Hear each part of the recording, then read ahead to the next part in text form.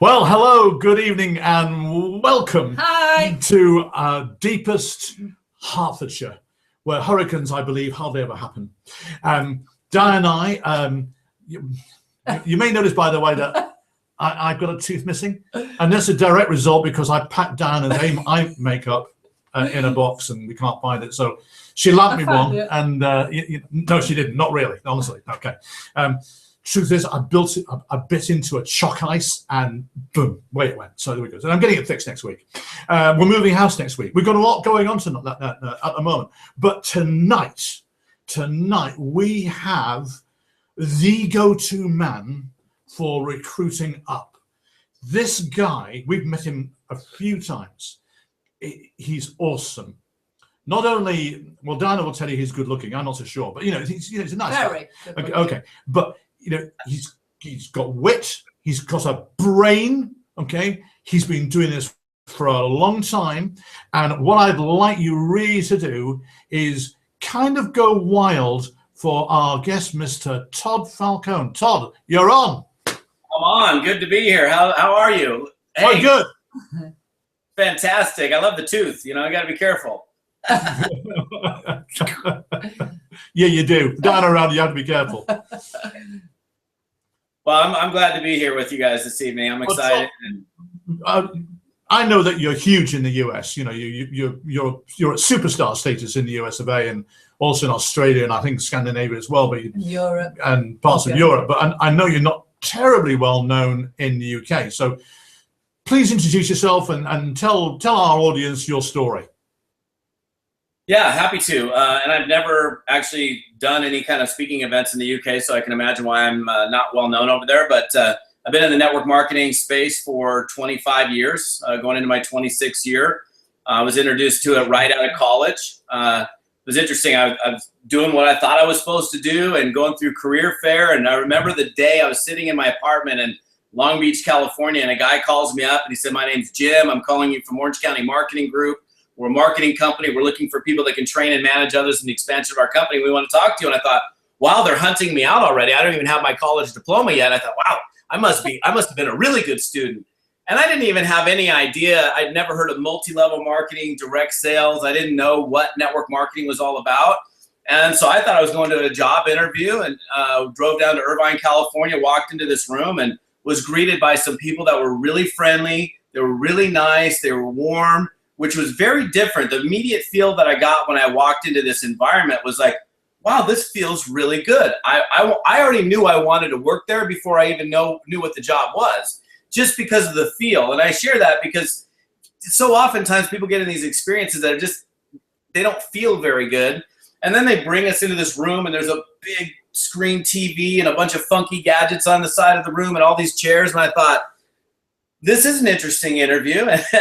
And I watched a business opportunity presentation for a network marketing business, and no prior experience, no misconceptions, preconceptions, no opinions.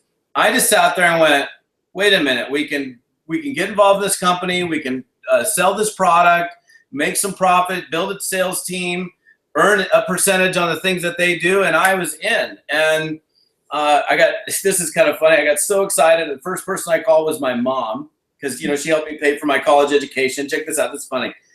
So she says, I call her, I go, "Mom, I found my career path. I know what I'm going to do." She's like, "What is it? What are you going to do?" She's so excited for me. I said, "Well, I went to this meeting. They were drawing circles on the board, and you can recruit people who recruit people, and you can build this team." And she's like, "Oh my gosh, you're in a pyramid. That's a cult. If you do that, I'm going to make you pay back every last dollar of your college education. Don't you dare do it." And I was like, I'm doing it anyway. And so I did, and I started, and my story, and I'll shrink down the 25 years briefly. I started in network marketing at age 22. I financially failed miserably the first couple of years, but I got a lot of really great education. I had to leave the profession for a very short period of time, kind of regroup and mature a little bit. I came back into the business, and I've essentially I have been in the business ever since. So I've been, full-time network marketer in the space. I've been in the space for 25, 26 years, about 22 of those years full-time. And the last 13 years, I've been speaking full-time all over the world, teaching people the things that, led me to becoming successful in the business. Okay, so Wow, brilliant. that is some career path. I would love to have seen Mum's face when you. I relate to that. Do you? Yeah, I do. Okay. Todd, I know that you have been very successful in helping people recruiting out of their comfort zone. Because most people, my observation is people will recruit within their peer group, and sometimes people who are quite within their peer group. And you and I both know, I'm sure, that really we need to be getting out of that comfort zone and doing best. And I know you've been very successful in helping people with that. Could you sort of talk us through that, please? Well, yeah, let me explain kind of how it all happened. I mean, obviously our natural human tendency when we get into a business like this is to recruit at or below our own socioeconomic level. And most of that has to do with our beliefs and our self-worth. So our beliefs around the business, if we have this lingering doubt, we're afraid to go talk to the really successful people because of what they might say, think, or do if we were to take a network marketing business to them, for example. And then, of course, the self-worth, am I worth it? What if they say no? All the crazy things that go on in here tend to create a situation for a lot of people where they perceive it to be easier to go after their broke friends or family or people beneath them socioeconomically. So then they tend to go down the socioeconomic chain. And what's interesting is they're actually met with more resistance when they go down there. They're met with, people that are glass half empty, skeptical. Well, if it's so good, why don't you pay my way in? And, why don't you call me after you've made some money, or all the things that kind of go on. And then they tend to avoid the people up the socioeconomic chain because of those fears of, ridicule, or they just don't want to take something to someone that they have a high level of respect for and be shot down. But the thing that you find is once you go up the socioeconomic chain once, you realize there's a lot more receptivity. These people can financially capitalize the opportunity. They have the working capital, because when people become successful, they don't automatically shut their doors to opportunity. They tend to be more open-minded to opportunities to come their way. And when you start to go up the socioeconomic chain one time, you'll never go down any longer, because you find it to be actually easier than going after someone in your warm market, perhaps, that may make less than you, and you might perceive that to be easier. So the way that happened for me was I went through my warm market, and we're always recreating new warm markets. But back in the 1990s, early 1990s, in the US here, like lead generation companies started to exist. And so I started to purchase leads from different companies. I actually spent 11 years with a lead generation company and worked a lot of purchase leads. But the challenge with that is you don't know what you're actually going to get on the other end of the line. And you can call somebody up and they can't even carry on a conversation. You don't even know who they are. And you get to a point as well as a network marketer where you think about it. Like, think about the absolute worst, most pathetic, terrible conversation you've had with a prospect and how that made you feel afterwards. It was just like, hey, you just need to go take a shower afterwards. On the other hand, think about the most amazing conversation that you had with a positive, upbeat, fun, educated, influential person that was open. And how did you feel after that conversation? Obviously, you felt invigorated. I want to find more people like that. And I was sitting at my desk one day when I was living in Monterey, California, and I had one of those really bad days of prospecting. I was already making multiple six figures in my business, but I just got tired. Just one of those days, everybody I talked to was like the wrong kind of person. I'm like, I don't have the time at this point in my career to be talking to people like this. I need to talk to people that are able, willing, capable.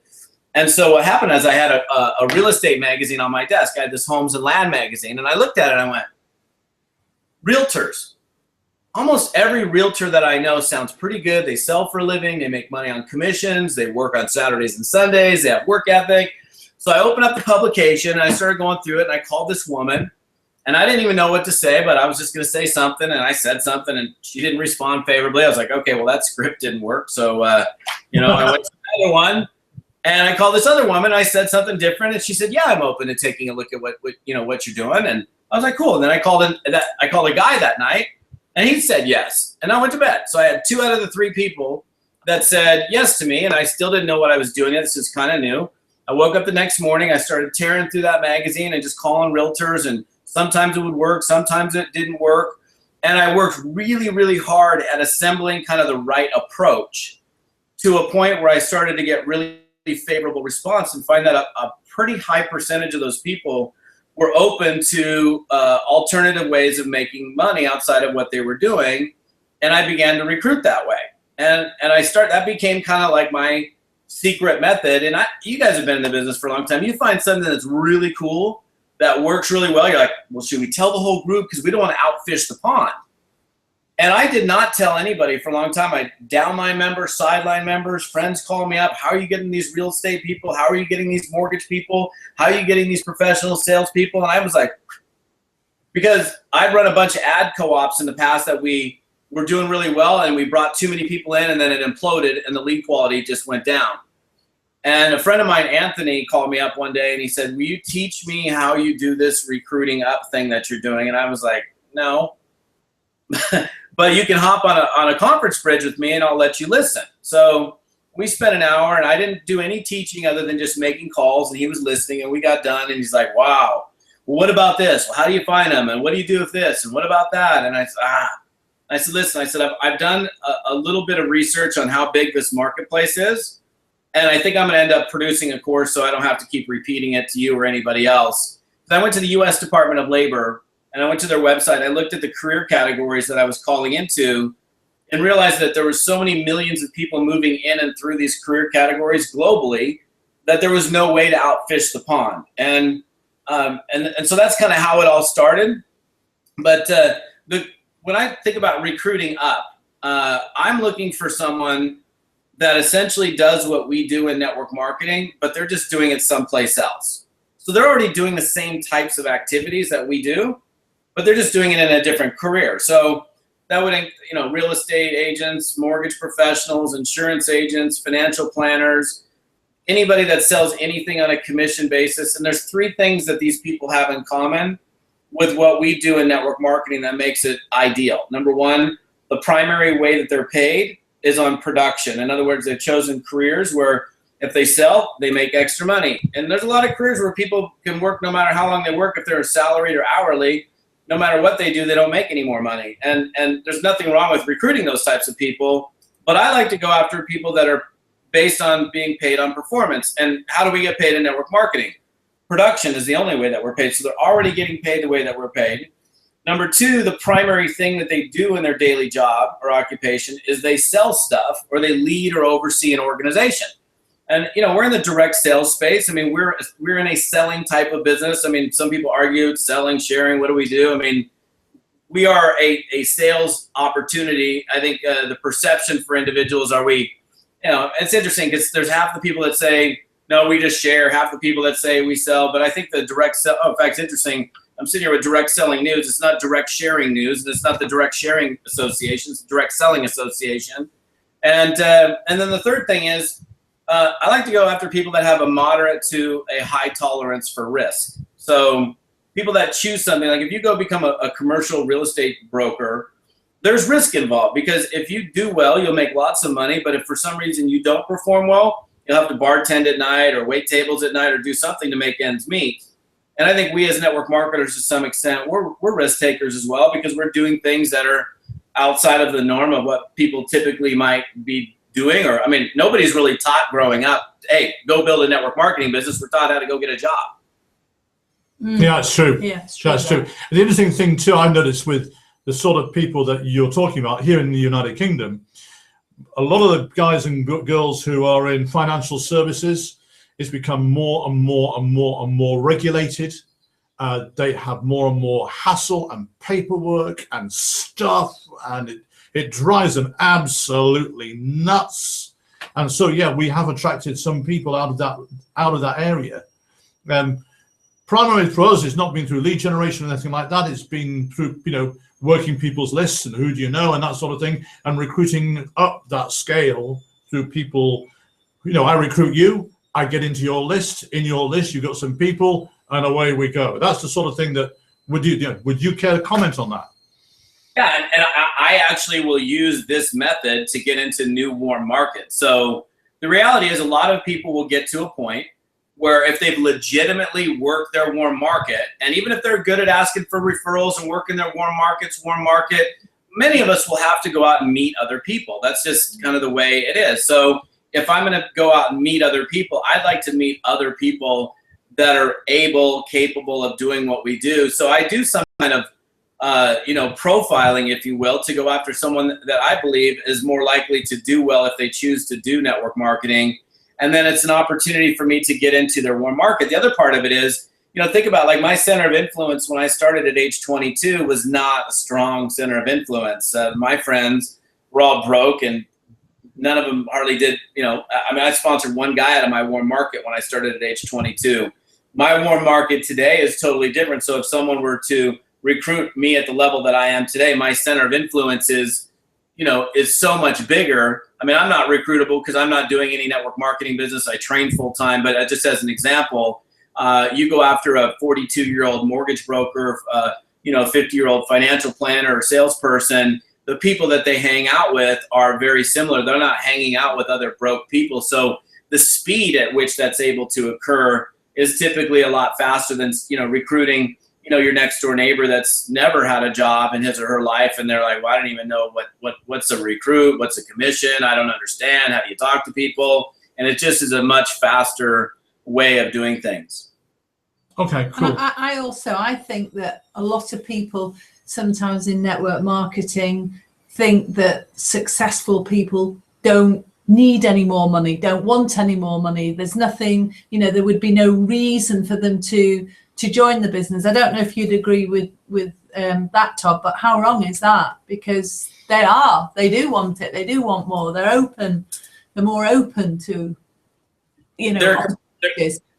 anybody who says that or thinks that in their mind, they're completely wrong. The reality is the more successful you become, the more open-minded you become for other opportunities. People think, oh, he or she has made this much money. They don't want to look at anything else. Yeah. And look, most people who get, if you look at the great majority of people who got involved in network marketing, they didn't go respond to an advertisement. They had somebody who, went up to them, approached them, whether they knew them well or they were an acquaintance, brought up the whole idea, and they found out that person was open. You don't ever know until you ask. And, this whole recruiting up the socioeconomic thing is not just for people that you don't know. It's also for like I don't know if you guys use the same term in the UK, but in the US we use this term called the chicken list, right? And it's network marketing. Yeah, we have that. We're chicken to call them because of what, and who are the people on your chicken list? They're the people that you look up to. And here's the thing that I did, and this is for the people that are watching. If you have people up the socioeconomic chain from you that you haven't yet talked to about your business, this is the easiest way to do it. To go after a professional person in your warm market, up the socioeconomic chain. For me, it was this guy, his name was Joe. He owned 5 car dealerships here in the US. And we weren't buddies. I never went to his house for dinner, but I purchased a couple cars from him. I was a young kid. And I called him up and I just said, and this is coming right from a heart-centered, authentic place. I called Joe up. I said, Joe, Todd Falcone, how's it going? He said, good. What can I do for you? And I said, listen, Joe, I said, first of all, I have a tremendous amount of respect for you for what you've done in your life and your business. It seems to me like everything you do really well at.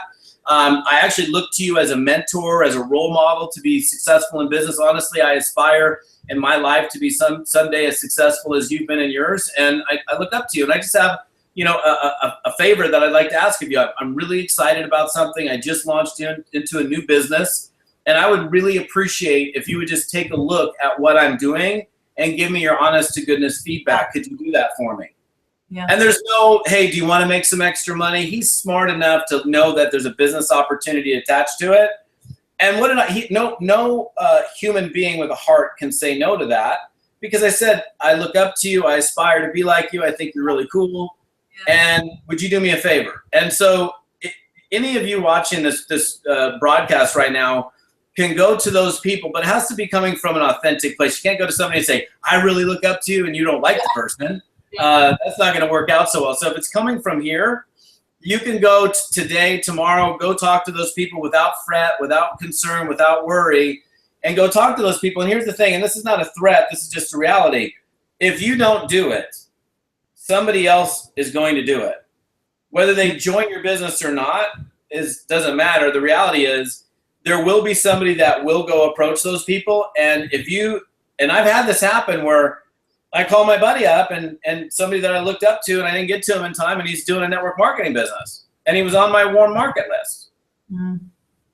Yeah, that's happened to me. That's happened to both of us, hasn't it? Yeah, when we first started in this business, actually. Yeah, I remember being at a career opportunity presentation and walking down the room and between the 2 rows of seats and looking at this chap and thinking, why is John here? I've not invited him. Turns out, of course, he was invited by somebody else, fortunately in our group. Yeah. There you go. But I still missed him. Big lesson. I think that's a great approach, especially when you're young and you're joining our business as well. The youngsters, I think that's a great approach for them as well. Yeah. One of the things I'd like to get your take on, Todd, is when we have people on board and we've got them going. I'm a firm believer in events. For me, I think events are critical to somebody's success. I'd like to hear what you think about that.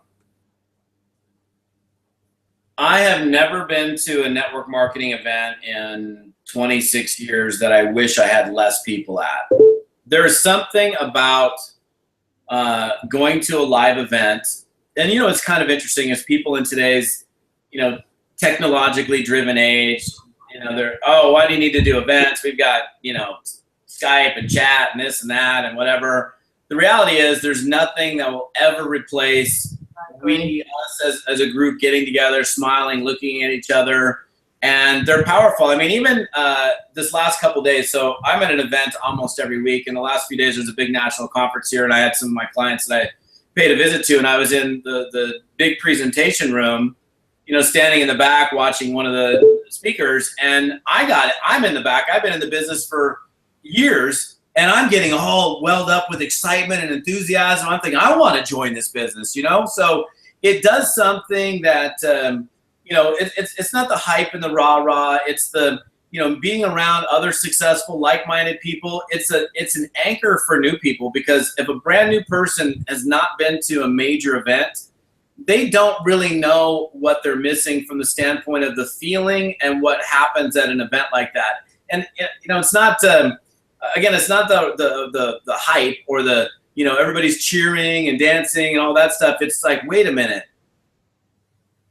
I didn't realize how big this was.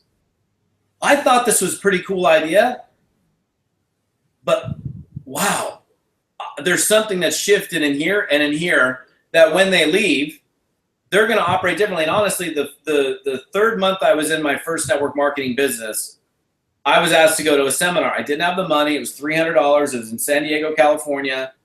And I didn't have the money. It was the only time I ever slept in my car. I know some people have sleeping in their car stories. I made a bunch of peanut butter and jelly sandwiches. I slept in my car for 3 days because I couldn't afford the hotel. I scrambled the money to get the ticket.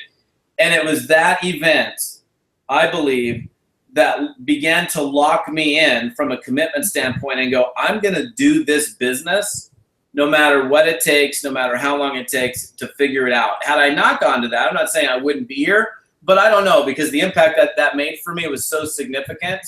It lit me on fire. I think that's pretty much the same with both you and me, isn't it?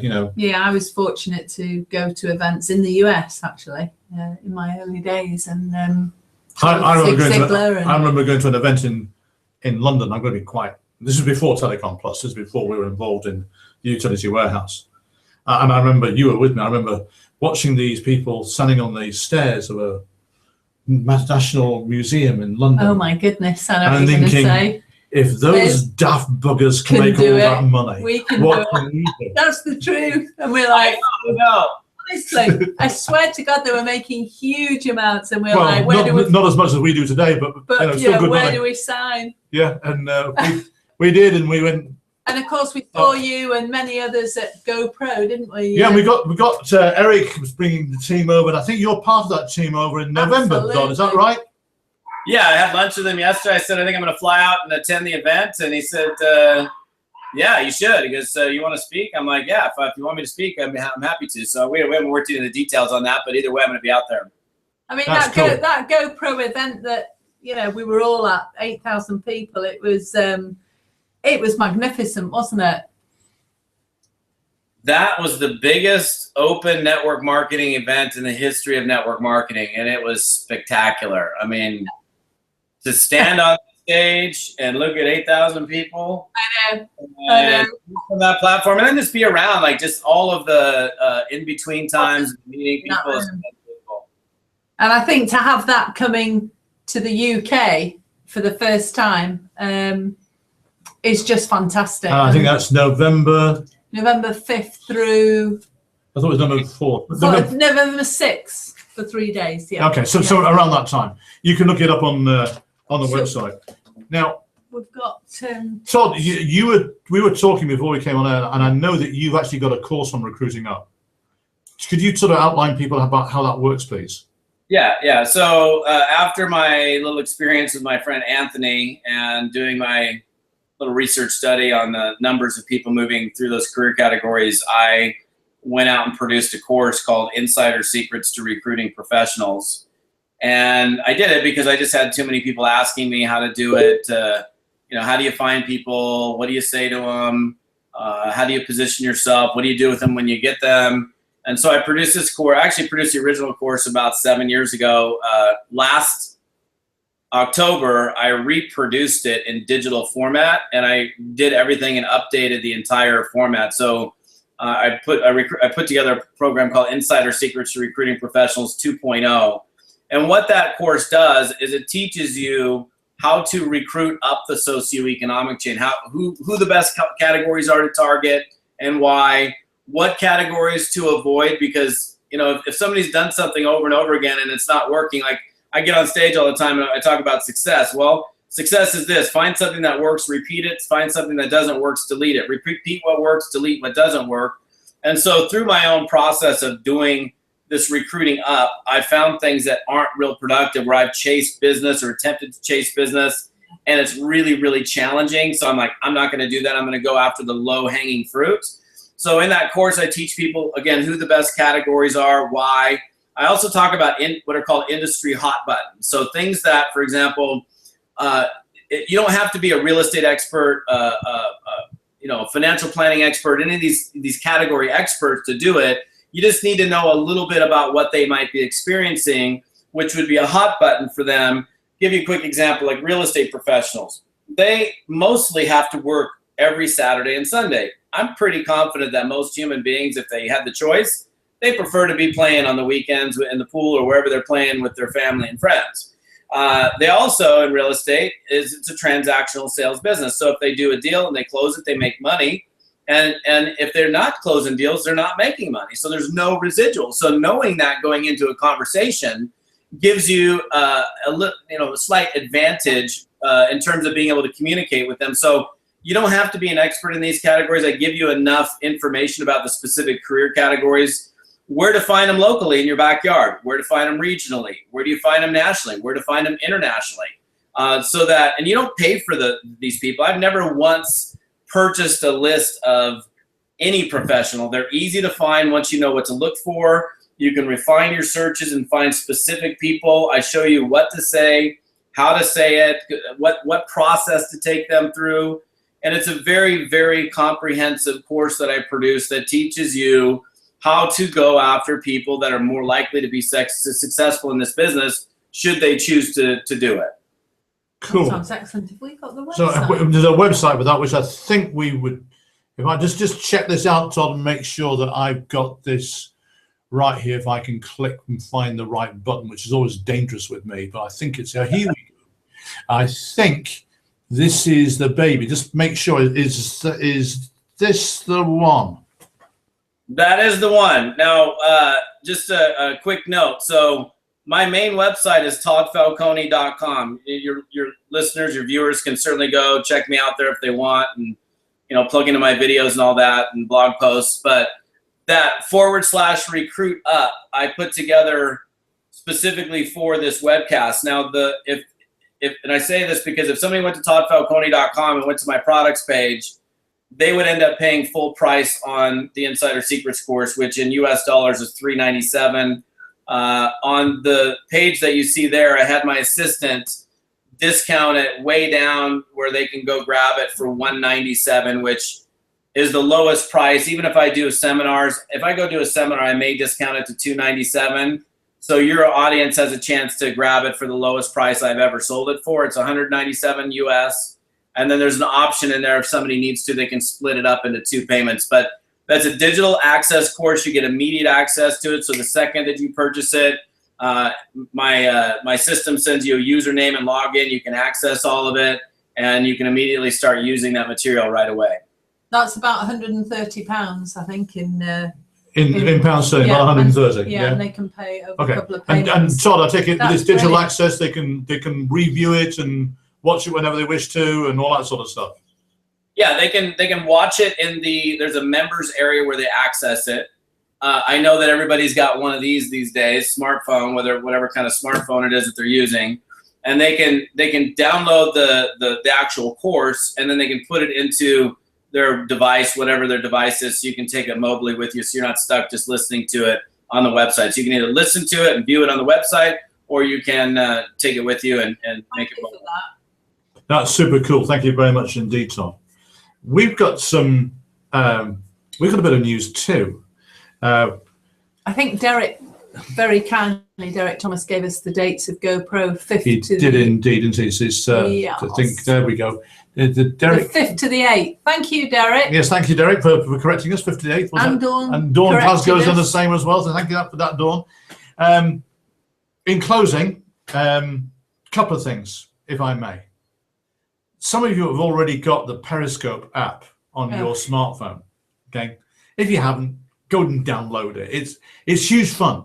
You can follow this guy, okay, and you can follow from about Wednesday or Thursday this lady, and you can follow me. That's dangerous. It could be really dangerous. It could be an awful lot of fun. We've been playing with it the last few hours, and we've already had a bit of fun with it. And if you're really interested, you can come and look at our new house on Thursday on it. There you go.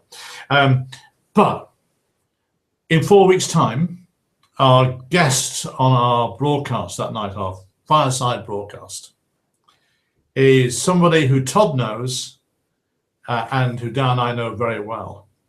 He's actually the man that's responsible for getting Dan and I into this Google Hangout stuff. And his name is Curtis Broom. And I think, Todd, you know Curtis, don't you? I know Curtis very well. He's an amazing man.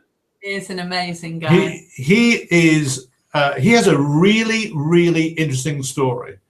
Not only has he been corporate in the industry, running his own network marketing business, which he got rid of for a heinous amount of money and became a distributor with another business later on. And in that second business, went to become the highest income achiever in it. So he knows what it's like on both ends of the deal. He's very widely read. He's got the brain the size of a planet. It's about the way I can put it. He's a bright cookie. And he's got the gift of being able to share his knowledge and all the concepts he has in very simple terms. So that's 4 weeks today, 7 p.m. I'll be posting some links on Facebook as usual, a little nearer the time, and I'm sure you'll enjoy it. So Have we got any messages? We've got just got can't wait to hear Lucy's. Todd speak. Be there, really excited, looking forward to it. Oh, etc. etc. I'll be there. I'll be there. So we've got Can't quite a wait few to people. hear you from We've Derek got quite a few Dawn, people coming to see Lucy. you, Todd. So there we go. Yeah. Obviously, Thank you very much for that offer for our team, well, for the UW distributors. We really appreciate that. and all the advice and knowledge that you shared with us tonight. And we do appreciate we'll it. catch you real soon. So thank you very much indeed, Todd. Bye-bye now.